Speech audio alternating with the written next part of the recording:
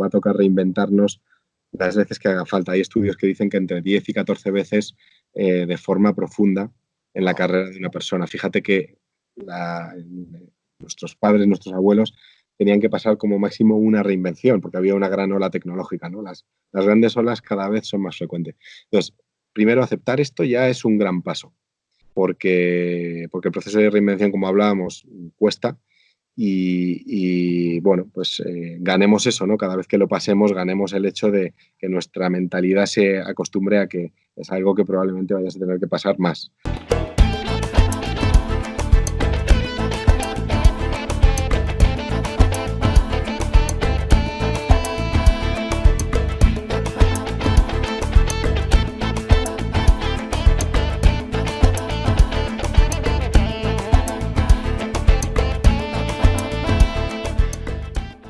Bienvenidos al video podcast de los líderes con líderes para líderes y futuros líderes. Hoy tenemos en la casa a alguien que es Human Centric Business Executive and Advisor, autor, facilitador, speaker y trainer. Bienvenido, Jesús Hijas. Muchas gracias, Pedro. Bien hallado. Gracias a ti por haber aceptado la invitación y por estar acá con nosotros. Pregunta clásica. ¿Quién es Jesús Hijas? Pues Jesús Hijas es una persona que lucha muy duro por lo que cree y que no se conforma con respuestas fáciles, te diría. Siempre he sido de, digamos, seguir el camino que me han marcado, y en un momento dado me di cuenta de que había que dar un pasito más, quizá un poco rebelde, para pelear por aquello que crees. Entonces en eso estoy ahora. Particularmente, pues tras 15 años trabajando en lo que he entendido como el mundo del trabajo tradicional y viendo mucho estilo de liderazgo tradicional, llevo 4 años trabajando en reinventar ese liderazgo, ¿no? Y ese es mi gran reto ahora. Wow, tu gran reto, reinventar el liderazgo. Sé que tienes un libro, Under Leadership, en inglés y Un Leadership en español. Vamos a empezar por aquí. ¿Cómo surgió la idea de ese título, Dan? Pues la idea surgió de la manera que surgen las ideas más originales, yo creo, que es casi sin darte cuenta. And Leadership se me ocurrió pues viendo conceptos como, por ejemplo, Unconference o Unlearning, que últimamente están muy de moda y que lo que hacen es precisamente poner ese prefijo un para de alguna forma contar la historia de que ese aprendizaje o esa conferencia va a ser exactamente lo contrario de cómo la gente espera que sea, ¿no? Una conference es una conferencia en la cual no hay speakers, los speakers son el público. Unlearning es desaprender lo que ya tenemos aquí arraigado y poder hacer hueco para otra cosa, ¿no? Y yo pensé que Unleadership podría ser un buen término para hablar de este nuevo liderazgo. Este nuevo liderazgo. Hablas de un liderazgo viejo, obsoleto y un liderazgo nuevo. ¿Qué ves de mal en ese liderazgo, llamémoslo obsoleto? Bueno, sí, hablo de un liderazgo efectivamente caduco en realidad. Yo creo que tradicionalmente los líderes de las empresas y también la forma en la que nos hemos educado respondía más a una necesidad de productividad y de retorno a corto plazo. Si te fijas, la educación y también el trabajo está diseñado así, está diseñado para tener alumnos o trabajadores en serie y en masa. Esto es muy industrial, esto empezó así hace muchos años y parece que hemos evolucionado mucho, pero si miras la esencia de esas organizaciones, en realidad no hemos cambiado tanto, ¿no? Porque en pocas escuelas y en pocas empresas se potencia realmente el talento del individuo para ver cómo en ese entorno, en esa entidad, ese individuo puede dar más de sí, puede ser más él para hacer que el equipo sea más y que por tanto todos crezcan. Si te fijas, tanto las escuelas que funcionan por elección y selección como las empresas funcionan mucho por competitividad interna. En pocos casos esa competitividad es sana y acaba provocando esta cultura bueno, pues de que las empresas son entornos muy, muy cerrados en los que al final te miras más para adentro que para afuera, ¿vale? Yo creo en un liderazgo mucho más de servicio. Una empresa existe para dar servicio a sus clientes, para dar valor a sus clientes, para aportar lo que tiene y contribuir a que su cliente tenga éxito y, por tanto, esa empresa crezca y no al revés. Aquí entrevisto muchos líderes y coinciden mucho contigo en el modo en que nos han educado, sobre todo a los líderes, que no les han enseñado las nuevas tendencias, el nuevo modo de liderar, sino es una cosa obsoleta, vieja, que no te enseñan customer experience, no te enseñan que las personas tienen que estar al centro de las organizaciones, y creo que ese es el gran problema, ¿no? No sé ahora ese proceso de transición, cómo será y cómo se puede, como dijiste, desaprender eso y comenzar a aprender ese nuevo modo. Sí, totalmente. Y no es un camino sencillo ni corto, creo, porque lo más difícil del proceso de aprendizaje es desaprender lo que ya tienes arraigado en la cabeza como verdadero. Eso es lo más difícil, porque de alguna forma tienes que aceptar tu propio, eh, bueno, pues tu propio quizá ego, tus propios miedos, superarlos, para tener una cierta humildad y decir, bueno, pues pese a que ya tenga 10 o 20 años de experiencia, un determinado puesto, un determinado seniority, hay muchas cosas y cada vez más y más rápido que debo aprender casi de cero, ¿no? Entonces, esta mentalidad que muchas veces oímos hablar, el aprendizaje continuo, la velocidad de aprendizaje, es precisamente lo que más nos cuesta y es precisamente lo que creo que más nos va a ayudar a diferenciarnos de la inteligencia artificial, que si lo piensas es precisamente lo que hace, explorar las posibilidades y no buscar el no fallar o el tener siempre éxito, sino maximizar el aprendizaje. Sí, y uno de los grandes problemas que he visto, que sobre todo cuando he leído, por ejemplo, estadísticas que dicen que alrededor del 50% de los trabajadores renuncian a sus puestos, no, digamos, por el trabajo en sí, sino por el jefe que tienen. Y creo que todo viene a raíz de esto, que no hay comprensión, que no se sienten bien con el modo en el cual son liderados. Sí, totalmente. Fíjate, la figura del jefe es muy, muy importante, el jefe directo, por mucho que sea una organización muy grande, con muchas capas jerárquicas. El jefe directo es el responsable de entregar a los equipos eh, el valor de la cultura de esa empresa, que es en realidad la razón por la que cualquier trabajador está en esa empresa. Eso es una responsabilidad tremenda y tristemente muchos jefes hoy, sobre todo en empresas grandes y jerárquicas, eh, tienden a jugar ese rol para su propio beneficio. Cuando, sin embargo, y eso es lo que provoca al final esa desconexión de la que hablabas, ¿no? Mm, Sin embargo, un jefe que motiva a su equipo desde esa capacidad de contribución que tiene cada persona a la visión de la empresa, eso es lo que hace que cada una de esas personas haga buena su decisión de trabajo en esta empresa por esta razón, para este propósito, y no, por ejemplo, por mi cuenta, donde a lo mejor estaría solo, no tendría esta marca, no tendría acceso a esta base de clientes o a este presupuesto, eh, pero por contra tengo más decisión de a qué me dedico, ¿no? Yo creo en la unificación de esas dos cosas. Creo en lo bueno de la gran empresa, con el acceso a todos esos activos, y creo también en que una empresa debería ser fiel a su visión y capaz de entregarla en forma de motivación a su gente. mm. ¿Cómo, cómo crees que se puede mejorar todo esto? Que digamos, los equipos de trabajo y las empresas trabajen unidos. ¿Qué debe hacer este líder que quizás tenga esa mentalidad todavía un poco obsoleta? ¿Cómo puede llegar a ser el líder que tú planteas, el líder de este nuevo siglo? Yo planteo un viaje, de hecho, en cuatro etapas en el libro. Esa primera etapa es un poco termina en el desaprendizaje, en dar cuenta del contexto en el que vivimos hoy, que es mucho más acelerado que nunca. Las grandes revoluciones ocurren más rápido y más profundas que nunca. Por tanto, yo creo que ya es obvio para todo el mundo que no vale la mentalidad de siempre. Pero hay que darse cuenta de eso y hay que pasar por esa fase del viaje. Luego hay una segunda etapa que yo planteo, que es la de dominio de los egos y miedos personales. Una vez que te has dado cuenta de eso, hace falta humildad y hace falta valentía para enfrentarte a todo eso que tenías arraigado en la cabeza como bueno, ¿no? Y muchas veces te va a pillar pues con 20 años en una empresa, con un determinado puesto, con un determinado pasado quizá, y yo lo parametricé en forma de egos y miedos. Al final, es lo que más limita nuestro aprendizaje, el ego y el miedo.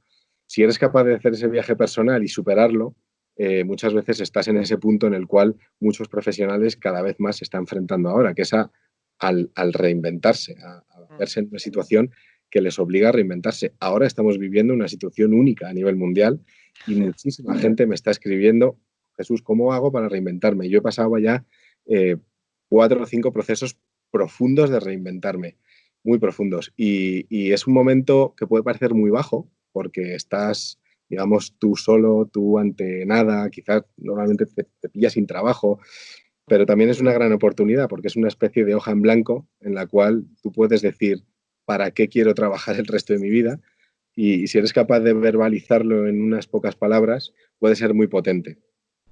La tercera etapa, ya un poco en el viaje de vuelta, sería el reconstruirte personalmente. Y yo lo planteo en el libro como libera tu creatividad natural. Es decir, todos tenemos un talento propio y auténtico y único que muchas veces no estamos poniendo al servicio de lo que en realidad queremos, que es ese propósito individual. Una vez recuperado ese propósito individual, pongamos esa creatividad y ese talento a trabajar para construir sobre ese propósito. Entre otras cosas porque nos va a hacer feliz a nosotros mismos, pero también porque el verbalizar un propósito trascendental más grande que tú mismo, por supuesto que un propósito no es ganar dinero ni tener una casa más grande, un propósito es dejar un legado positivo en la sociedad, un propósito es cualquier aspecto trascendental de la vida, ¿no? Que te trascienda a ti mismo. Eso va a hacer que naturalmente coincidas para colaborar con personas que persiguen el mismo propósito que tú. Y eso te va a hacer más grande y va a hacer precisamente que construyas y aceleres más y crezcas más sobre eso. Y por último, la cuarta etapa del viaje que planteo la he llamado lidera en el caos desde tu propósito, porque no hay viaje de vuelta completo si no vuelves a esa misma realidad del principio, que es igual de caótica, igual de cambiante que antes, eh, pero a la cual puedes dar un orden desde tus hallazgos, desde tu liberación de la creatividad y desde un trabajo potente y con esfuerzo, pero direccionado hacia un propósito. ¿Vale? Yo personalmente he pasado ese viaje, el libro se me ocurrió tras analizar mi propio viaje de reinvención, el primero, que fue el más profundo, y te puedo decir que he vivido y sigo viviendo y trabajando en entornos igual de complejos, igual de cambiantes e igual de inciertos, y el tener el propósito en la cabeza es algo que te hace ordenar todo, negociar las cosas, porque muchas veces hay que ser asertivo con clientes, con empleadores, con compañeros, con proveedores, negociar las cosas desde un sentido. Y ya te digo, ordenar un poco todo ese trabajo y todo ese liderazgo en base a un propósito y algo muy potente, y con esto cierro un poco el círculo, que te acompaña en las 4 etapas, ¿no? Que es lo que te decía al principio, el liderazgo de servicio. O sea, todos estamos aquí para dar. Si tú preguntas a una persona qué le gustaría hacer en su vida, el 90% te va a decir que ayudar a los demás. Es nuestra naturaleza. Entonces, ese liderazgo de servicio, que hoy parece una especie de trending topic, para mí es una obviedad tan grande que no entiendo cómo puede existir otro liderazgo. Sí, hablabas de cosas muy interesantes. Por ejemplo, de hacer ese alto en el camino. Muchas personas, sobre todo líderes, y no solo líderes, digamos, en el mundo en que vivimos, la mayoría de las personas vive sumergida en el día a día, en el día a día, en el día a día. Digamos, están asfixiándose ahí abajo y no sacan la cabeza para respirar, hacer un alto en el camino y entonces hacer ese proceso de introspección, autoanálisis. ¿Cómo crees que se puede llevar a estos líderes? Estamos hablando de liderazgo, pero a cualquiera a eso, a hacer ese alto en el camino, a darse cuenta que es hora de parar y hacer ese cambio que necesita hacer. Lo primero, Pedro, decirte que yo soy de las personas que piensan que todos somos líderes. No entiendo liderazgo como tener un equipo a cargo o tener una startup, o etcétera, etcétera. Yo creo que todos debemos ser líderes porque todos tenemos un gran proyecto que es nuestra propia vida, que si te fijas tiene el mismo P&L que cualquier empresa, tiene las mismas responsabilidades, objetivos, necesidades, dependencias. Lo que pasa es que has dicho otra palabra muy importante en todo esto, que es la consciencia. Ser consciente de que tu propia vida es un gran proyecto y que debes agarrar el timón del barco que tú mismo estás llevando, es algo que por alguna razón no todo el mundo se da cuenta, ¿no? Y digo por alguna razón, pero tengo muy claro cuál es esa razón y es el día a día de locos que llevamos. El contexto tan loco. Fíjate lo que está pasando ahora. Leía una frase el otro día en la prensa y la frase me voló la cabeza. Era, la economía mundial colapsa porque la gente solo está consumiendo lo esencial, lo que realmente necesita. Esto es de locos, ¿no? O sea, lo que me estás diciendo es que la economía vaya bien depende de una especie de capa de grasa de consumo de cosas que no necesitamos, pero que estamos acostumbrados a consumir, ¿no? Y igual que te digo consumo, te digo eh, atención. La atención es un recurso súper limitado, es uno de los mayores activos que tenemos. Tener la mente fresca, poner atención plena. El mindfulness es una muy buena herramienta para esta pregunta. Poner atención plena a lo que estás haciendo ahora. Yo ahora estoy hablando contigo y no estoy haciendo otra cosa y tengo muchas otras cosas que hacer, pero en esta hora esto es lo único y más importante que voy a hacer. Eso es una virtud tremenda. Eh, y por alguna razón también se nos ha olvidado en esta época de una era de locos que llevamos un día a día de multitasking, de hacer muchas cosas a la vez y no hacer ninguna bien. Entonces, ¿cómo los líderes hacen ese alto en el camino? Pues el primero duele, el primero duele. La primera vez que te reinventas profundamente duele. La primera vez que te das cuenta de algo que llevabas 10 o 20 años pensando que era verdad y te das cuenta que no, la primera vez duele. Y como todo cambio profundo, primero pasas una fase de negación, no te lo puedes creer, luego lo aceptas, luego poco a poco vas entrando y luego creces. Yo, como te decía, he pasado ya 4 o 5 procesos gordos de reinvención y, y soy una persona que tiende a mirar si estoy haciendo ese alto en el camino cada poco tiempo, ¿vale? Porque una vez pasada una, dos o tres veces, como sabes que es profundo y que duele, entre comillas, no lo quieres hacer tan profundo. Entonces, para mí es una cosa que funciona el hacerlo más frecuentemente, el hacerte preguntas, oye, ¿esto tiene sentido? ¿Esto que estoy haciendo tiene sentido? ¿Suma en mi propósito? En el libro, de hecho, planteo una especie de método, no tiene ni de lejos el aspecto de método, pero sí que puede ayudar en esto, que es, una vez definido el propósito, plantéate los KPIs de tu vida. ¿Cuáles son los objetivos y resultados clave que te van a ayudar a sumar a ese propósito?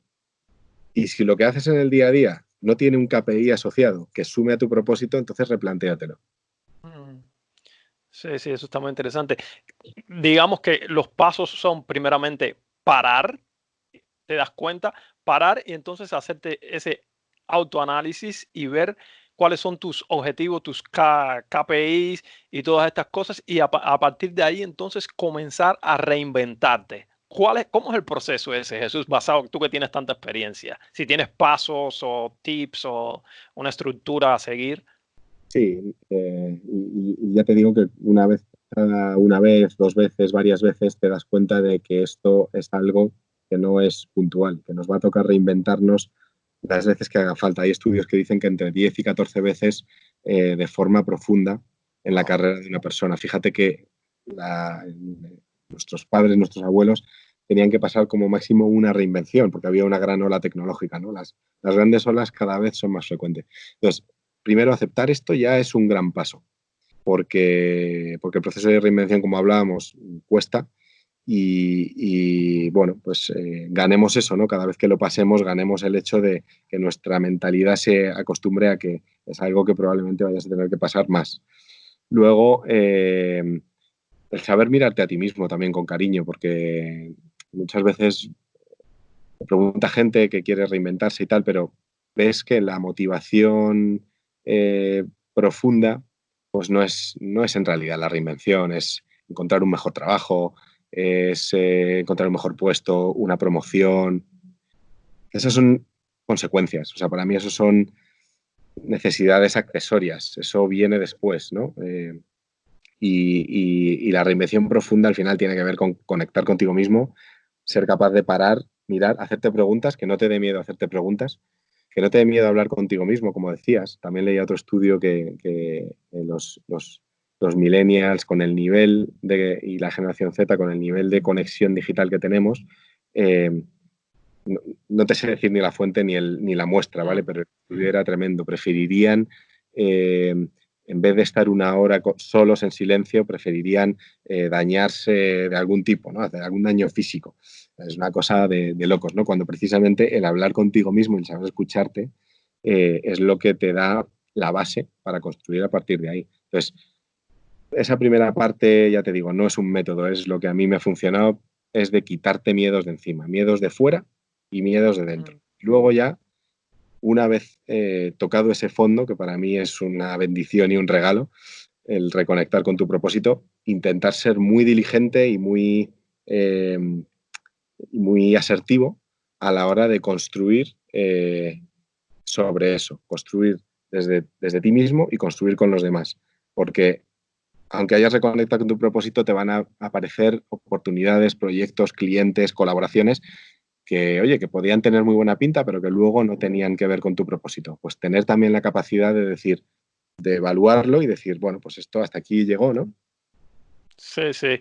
Y dijiste algo muy, muy interesante, que dijiste, una vez que has tocado fondo, tú ya te has acostumbrado a hacer ese proceso de hacerte las preguntas frecuentemente, pero muchas personas esperan tocar fondo. Quizás, digamos, están, digamos, en un trabajo que no están satisfechos, que se sienten mal, que no les gusta, pero siguen ahí porque, sabes, no han tocado fondo, como dices, y tienen miedo a dar el paso, es hacer el cambio, a caminar en lo desconocido. Y eso creo que es algo grave porque al final no estás siendo ni feliz, ni estás disfrutando la vida, estás viviendo una vida limitada y amargada. Sí, totalmente. Y te digo más, te doy una razón más racional porque esas personas que están todavía en el plano del miedo y la no aceptación no tienden a escuchar más razones racionales que razones del corazón y emocionales, ¿no?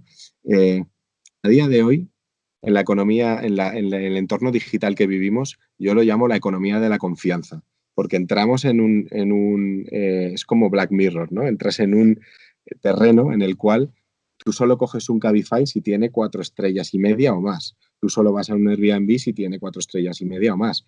En un futuro no muy lejano, tú solo harás negocio con una persona si tiene 4,5 estrellas o más. Entonces, ¿cómo una persona en esta economía de la confianza va a conseguir trasladar confianza y vender y, por tanto, ganarse la vida si no es capaz ni siquiera de convencerse a sí misma?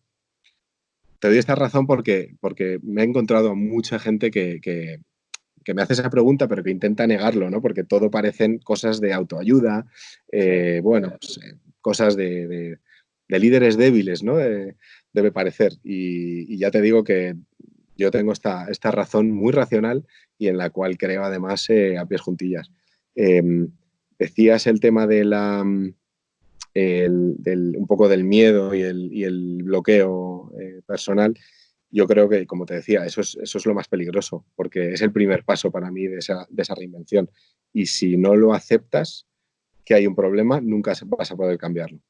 Mm, sí, sí, estoy muy de acuerdo contigo en eso, que si no lo aceptas, nunca lo puedes cambiar. Tienes que empezar por ti mismo y mirarte dentro de ti y ver cómo puedes hacer ese, ese cambio, que es un proceso doloroso, como dices, y también está digamos, las personas que tienen miedo al qué dirán, al qué van a decir los demás y a las críticas y a esas opiniones, digamos, negativas.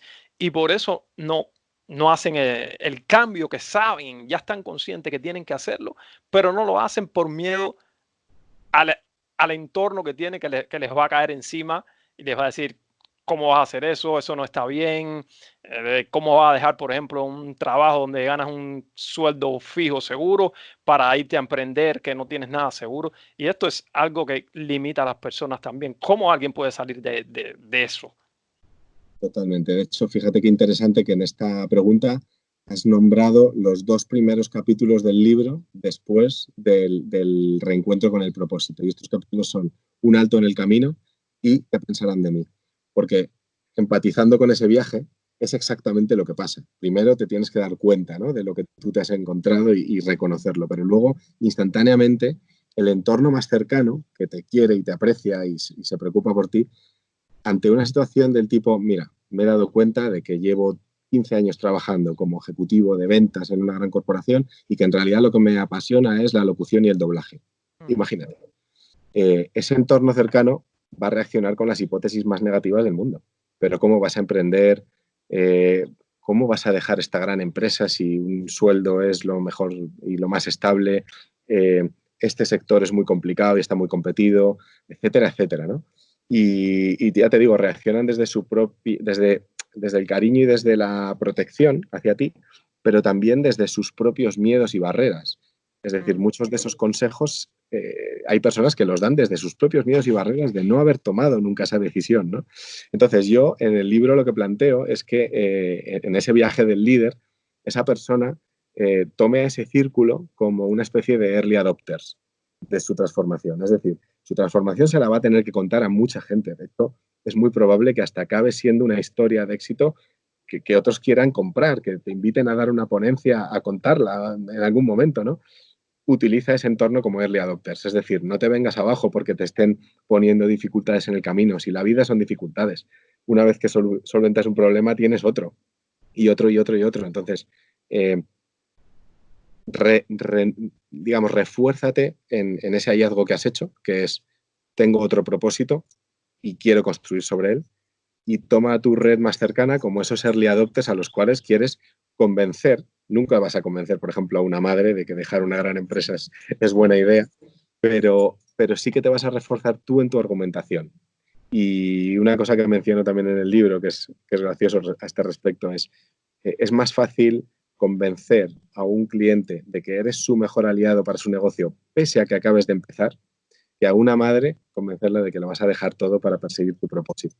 ¿Vale? Y esto es precisamente por lo que te digo. Gracias a ese entorno y esas reacciones tan negativas iniciales, consigues hacer un poco de bulletproof de tu hallazgo y reforzarte en él. Sí, sí, eso también es importante y sobre todo una de las cosas que veo, Jesús, es que muchas personas comienzan ese cambio, pero no lo terminan. Lo dejan, digamos, a mitad del camino, al inicio, empiezan a encontrar obstáculos, dificultades y dicen, ¿qué va? Esto no es para mí. Y lo dejan y no le dan continuidad. Y eso es al final, tú defines disciplina, es empezar una cosa y terminarla. Y muy pocos la terminan. No sé si es falta de motivación o falta de confianza en ellos mismos o a qué crees que se deba esto.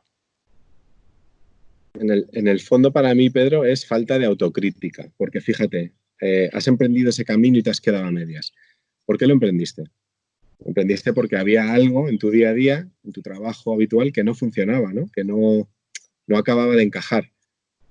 ¿Por qué si opinas esto de ese trabajo, que al final es dificultades, problemas, barreras, etcétera, no lo mides con el mismo rasero cuando eres tú el que, por tu cuenta o proactivamente o como queramos llamarlo, has tomado ese camino por ti mismo? Es decir, si alguien esperaba que todo fuera un camino de rosas, pues es que ha leído poco sobre emprendimiento, ¿no? En el caso de los emprendedores. Para mí es falta de autocrítica y también un poco de conformismo, como decías, porque si a la primera de cambio vas a decir, bueno, no es buena idea y por cuenta ajena se vive mejor, por ejemplo, pues en el fondo no tenías tanta motivación para trabajar por cuenta propia. Pero ahí, fíjate, tampoco digo que esto sea malo. Y lo aceptas y dices, gracias a este viaje he Mm, aprendido que a mí me gusta más trabajar por cuenta ajena, probablemente tu día a día vaya a ser mucho mejor que antes, porque todos los días irás a trabajar y dirás, gracias a esta empresa, qué suerte tengo, que mi trabajo tiene demanda automática y los clientes entran. Y cada vez que alguien te pida algo, no dirás, madre mía, menudo marrón, tal, no me apetece, dirás, muchísimas gracias por darme demanda, o sea, estás haciendo de cliente interno, ¿no? Pero por alguna razón no tenemos esta mentalidad cuando, ¿no?, lo que oyes son historias de falta de motivación por cuenta ajena, ¿no? Entonces, lo que te digo, un poco de demasiada comodidad y demasiada falta de pensamiento crítico. mm.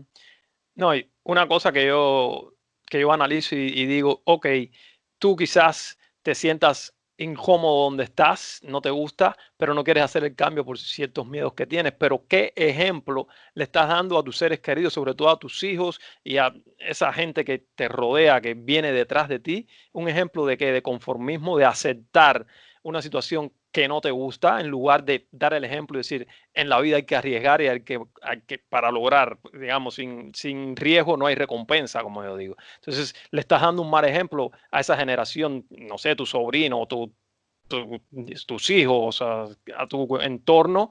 Me parece un mal ejemplo. Aceptar y conformarte con algo que no te hace feliz, sino te... Sí, sí, totalmente. Y fíjate que ese punto para mí fue uno de los triggers fundamentales de mi decisión.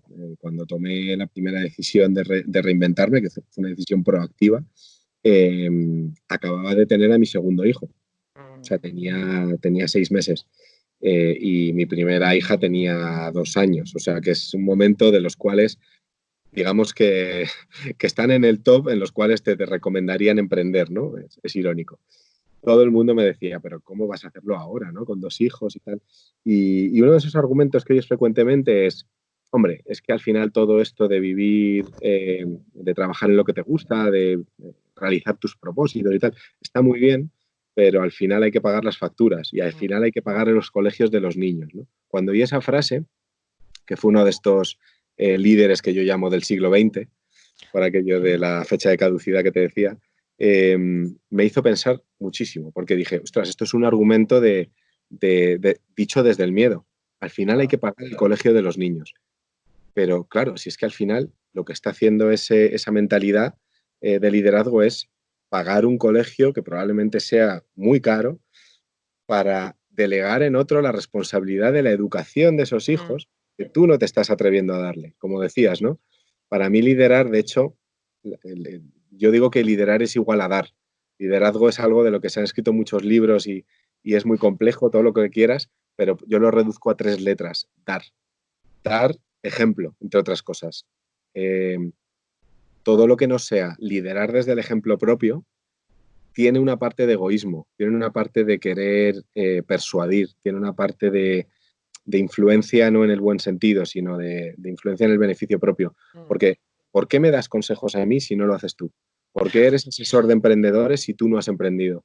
¿Por qué das clases de publicidad en Amazon si tú no haces publicidad en Amazon? Hay cosas que vemos en estos tiempos que vivimos que no son del todo congruentes, ¿no? Y el tema del liderazgo y dar ejemplo a los hijos es fundamental porque es uno de los miedos que uno tiene cuando va a tomar o siente que necesita tomar una de esas decisiones y dices, no, no lo voy a hacer por ellos. No, es que lo estás viendo al revés. Por Mm, ellos deberías hacerlo, porque esa es tu manera de darles ejemplo, que al final es lo que es educar también. claro, no, eso está muy bien, por eso quería tocar ese punto.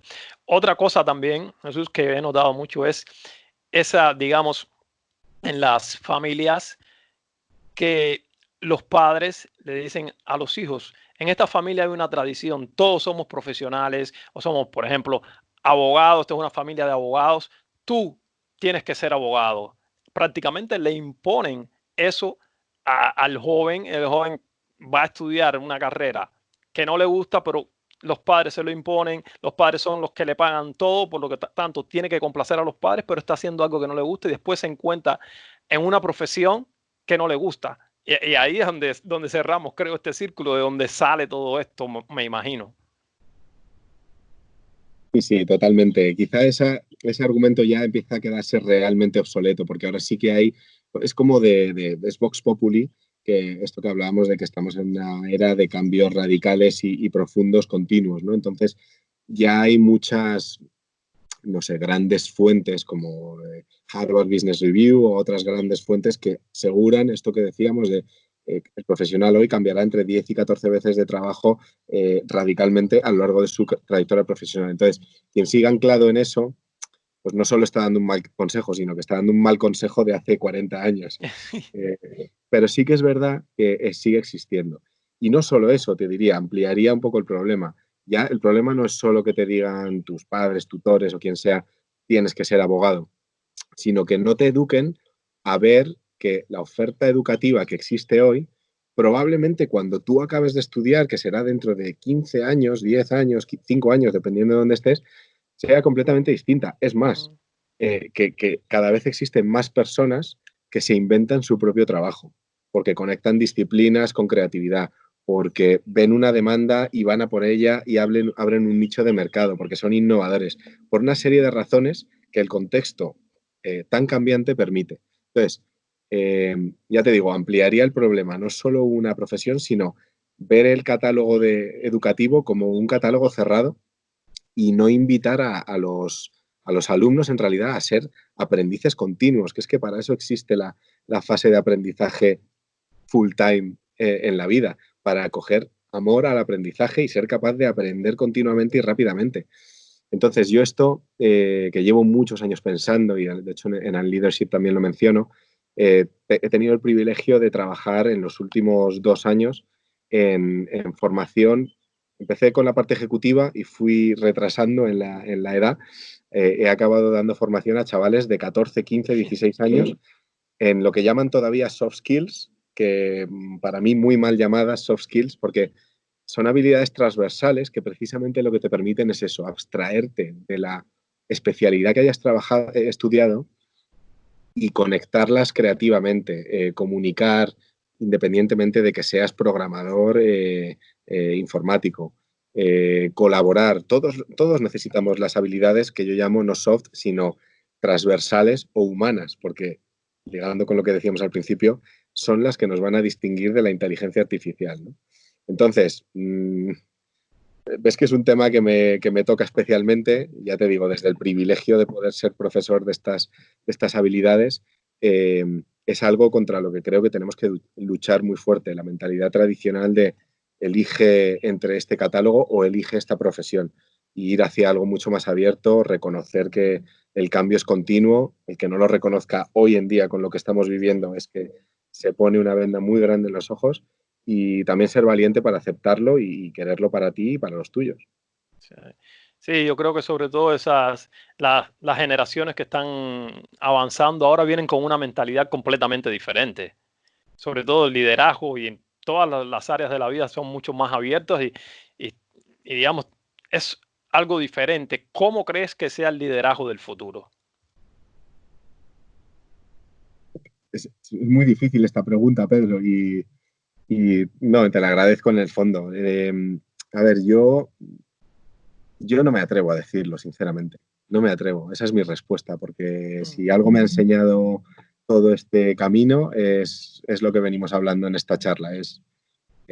Hay que mantenerse abierto, hay que tener una actitud de aprendizaje constante, y hay que reconocer que probablemente en el futuro haya una era de cambios más aguda y más profunda.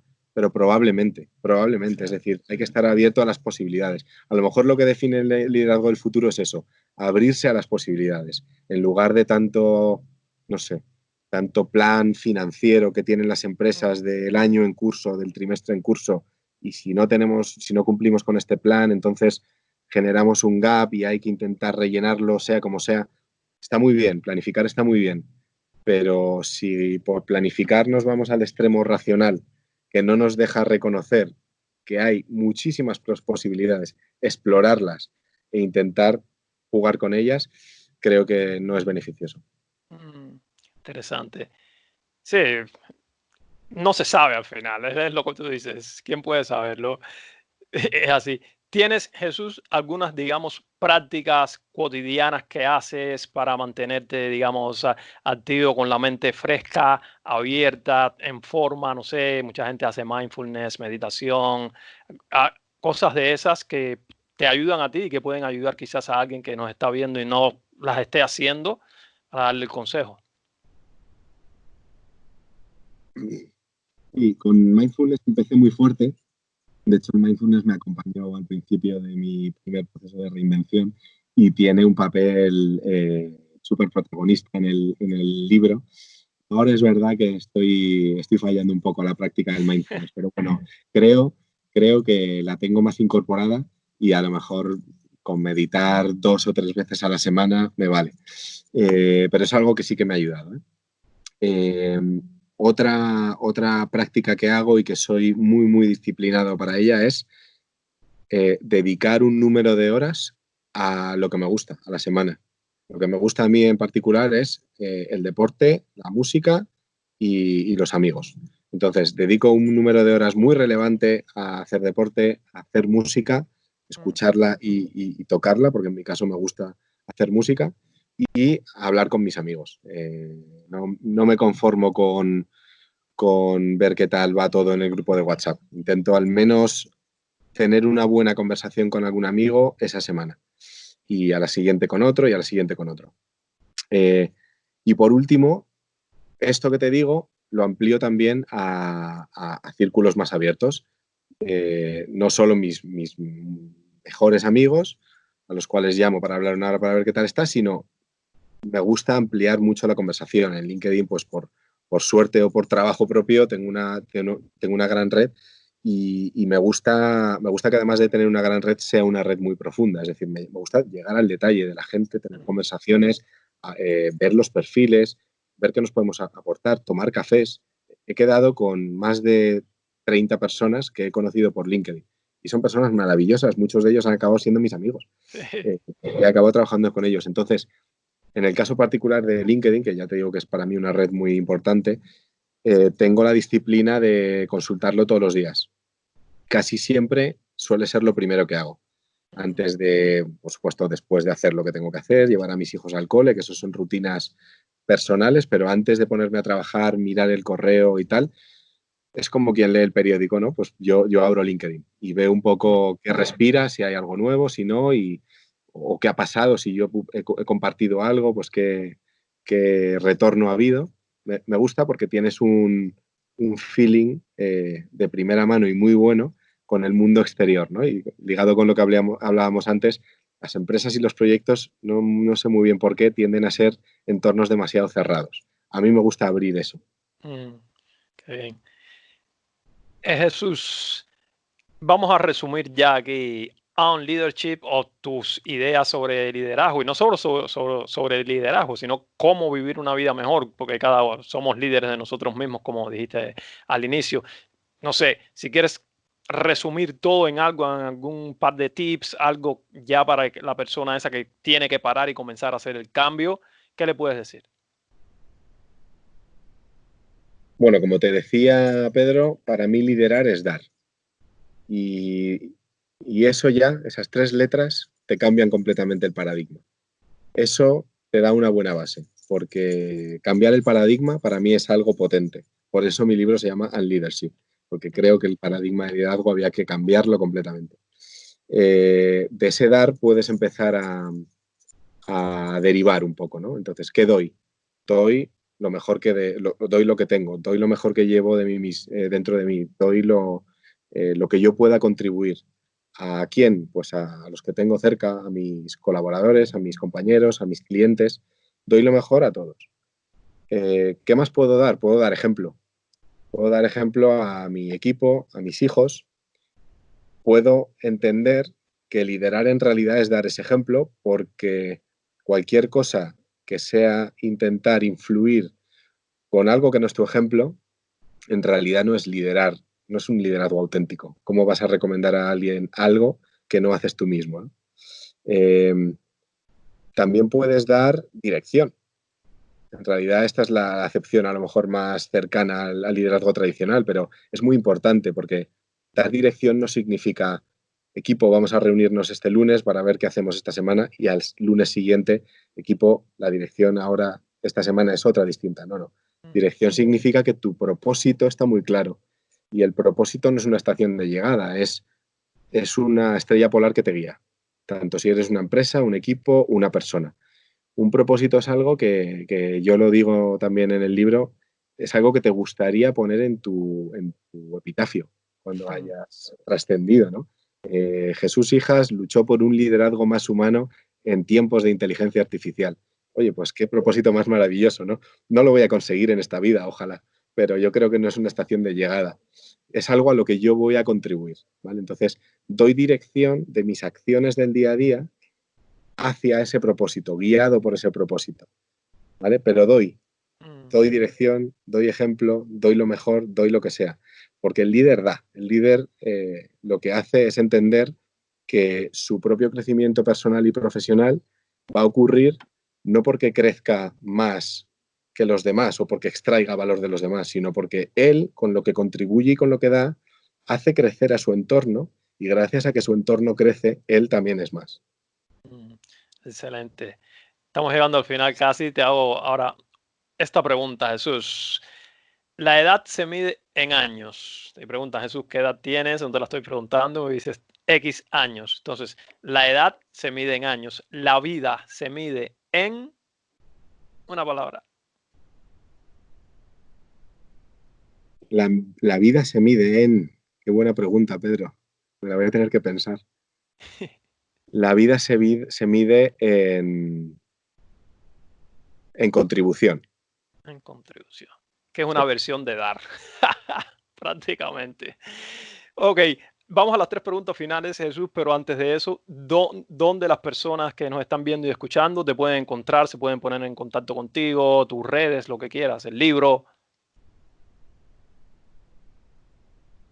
Sí, como te decía, mi red favorita es LinkedIn, estoy ahí, soy muy activo y llego al detalle, o sea que si me escriben por ahí responderé y me verán. Eh, Hemos hablado mucho del libro, tengo publicado este libro, On Leadership, hacia un liderazgo más humano en tiempos de inteligencia artificial. Está en Amazon, en ebook y en físico y como siempre digo, si alguien se interesa hasta el punto de comprarlo, tiene un café físico o virtual con el autor para comentar impresiones.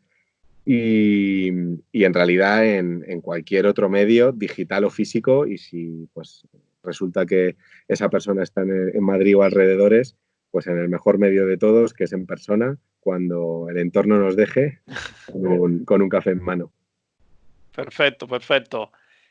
3 preguntas finales para ti, Jesús. La primera pregunta, vamos a usar la imaginación. Decir que Jesús Hijas tiene 148 años, anciano, se va de este mundo, una sabiduría enorme. Mira acá al presente, a Jesús Hijas que está sentado acá haciendo esta entrevista ahora. ¿Qué consejo le daría para que viviera una vida todavía más maravillosa y espectacular? Pues mira, me alegro muchísimo de que me hagas esa pregunta porque me la he hecho yo a mí mismo hace unos días. Porque como te decía, por muchos procesos de reinvención que hayas pasado, siempre hay uno nuevo esperándote.